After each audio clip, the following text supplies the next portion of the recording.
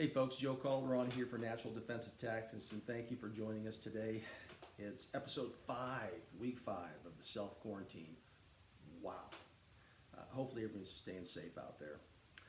Today's lesson is about targeting and what to target. But before we get into that, we're going to talk a little bit about some safety pointers out there that I'm going to try to incorporate in each episode. This episode is really about transportation and your car. So if you're parked out in not a remote area, just at the grocery store, and let's say you have a nice car, you park away from everybody, which is fine, under a light. You've done all the standard precautionary safety measures that you think is reasonable, and you're walking back to your car, and you're not walking in between cars or next to a large van, and all that stuff.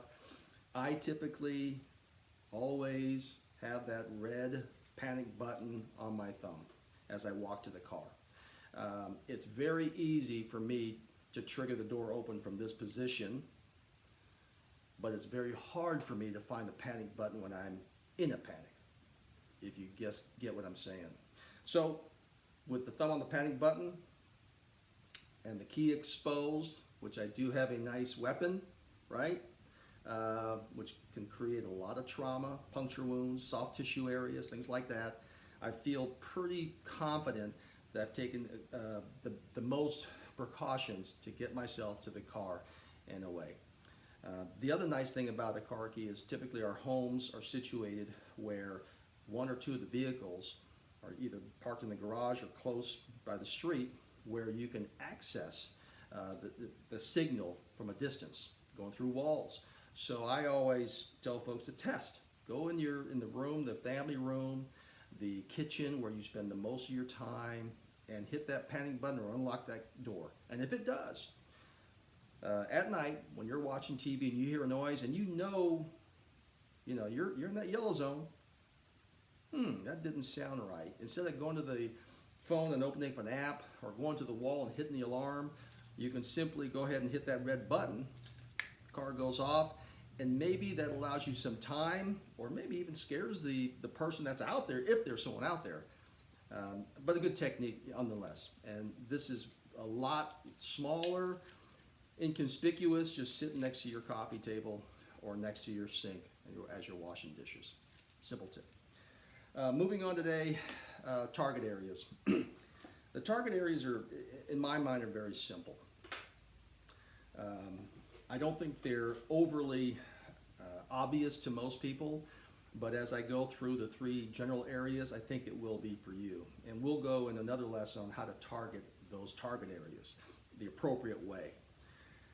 I'm not trying to teach anybody here to be a defensive tactics expert. I just want you to be safer and more confident when you are out and about. That is it. That's my whole goal. So this is not really targeted to the operators that I used to work with years ago, or the martial art instructors, or the police officers, or the law enforcement. It's not really targeted to them. A lot of them have gotten this training, but mostly everybody, the other 99% have not talked about any of this stuff. And I think in episodes 1 through 4, if you've never done any of this, rolled on the mat, it's probably all foreign to you, but it makes sense. Moving on. We have a concept called closest weapon, closest target, and I forget who taught me that years ago.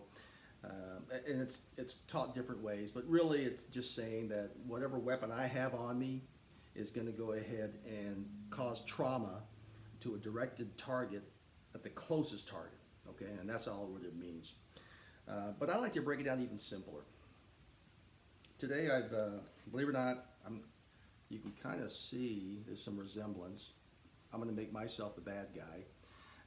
But we're going to talk about certain areas to target that will cause the most trauma, they'll be most effective, will hopefully end the confrontation, or at least give you space and time to get away from the confrontation.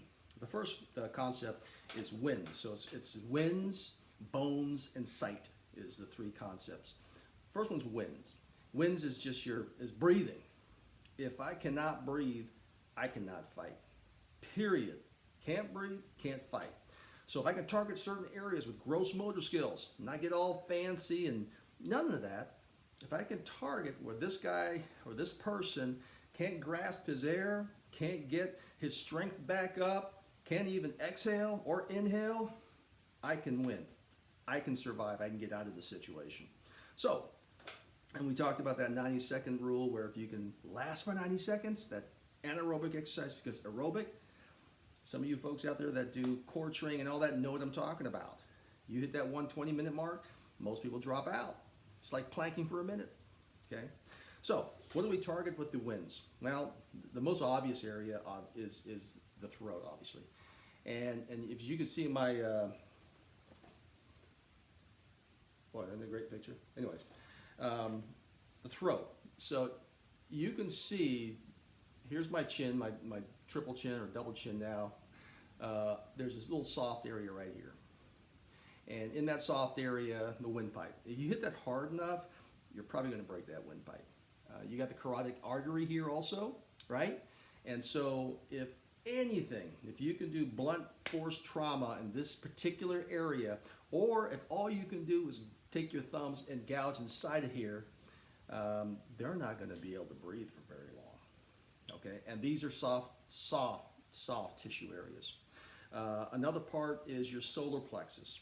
So that's much harder to target because your solar plexus is underneath your chest, below your rib cage, just above your stomach, kind of above your belly button. Boy, now you're getting in the area where you have to actually target something, not pinpoint, but it's much more difficult. But guess what? If that's all you have, if he's grabbed you from the back and you're elbowing and you can take that elbow into his solar plex, most of you that got your wind knocked out of you know what I'm talking about. You're going down. You can't breathe. You're gasping. So another viable area. Destroying the ribs. Any rib, a floating rib, it doesn't matter what rib. In the past, I have broken 2 ribs. And I can tell you for a fact, breaking 1 rib was enough to put me on my knees. Period. I could not respond. Couldn't catch my breath. The last thing is, and you'll see a recurrent theme on this, is the growing. And you say, hey, what does that mean? That has nothing to do with breathing. Oh, yes, it does. You ask any male out here, if they take a good shot to the growing, they're not breathing. Trust me. Everything else is trying to fix itself. That's not fixing itself. So, in a sense, what we like to target is, and I call it the red zone, is if you can get to the throat first, you can't breathe, you can't fight. Sight. If I can't see, I can't fight. So it's obvious. If I can take away his vision, blur his vision, fuzzy up his vision, tear his vision, he can't see me, he can't fight me, okay? The easiest way is obviously if you can create trauma in the eye socket or the eyes, period. And that's either using your thumbs, your fingers, punching, your palm heel strike to the face. It doesn't matter. And the nice thing about targeting the eyes is if you hit one eye, guess what the other eye does? It overcompensates. So it's trying its best to clear everything up, but what's it doing? It's squeezing down, trying to focus. It reduces its vision and starts tearing up. So essentially, you've taken out one eye and you've taken out the other half of the other eye. Maybe enough time and just space to get out of the situation. The other part of the nose is the nose. Now, again, I talk about my nose and his nose, same thing. I'm a big target, obviously. So if you pop my nose, it's gonna hurt. You might break my nose. It's gonna probably hurt, but I probably won't stop. You know, if you create systems for pain compliance, anybody that's on any drugs won't feel it, or maybe someone that's just tough, they won't feel it. So if you break my nose or hit my nose, yes, it's gonna blur the vision though. That's the big thing. It's not really going to affect the breathing or be pain compliant. It's going to blur the vision. Anybody that's been hit in the nose, and I've broken my nose, you know for a fact that your eyes will tear up. The last thing is your ears, and that's really not the sight, but it's the head area.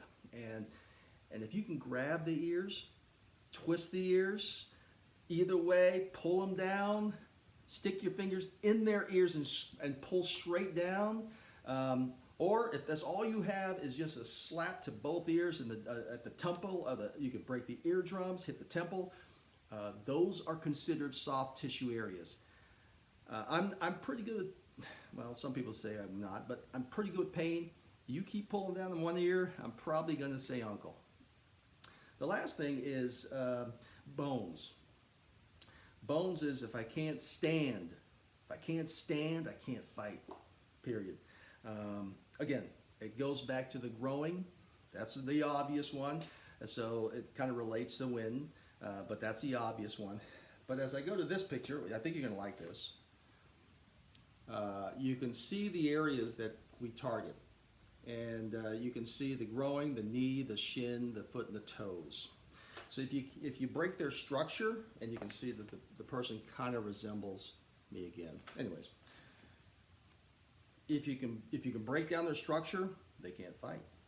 So the red targeted areas for the balance of the structure, typically, it's the knees. So if you can break the knees, kick the knees, it doesn't matter how you get to the knee, they can't stand on a bad knee. Now, that's very difficult because most of us that train in this know to bend forward a little bit, so you're going to have to take a shot from a horizontal position. It's more difficult. And again, I'm trying to teach you something that is easy and uses gross motor skills.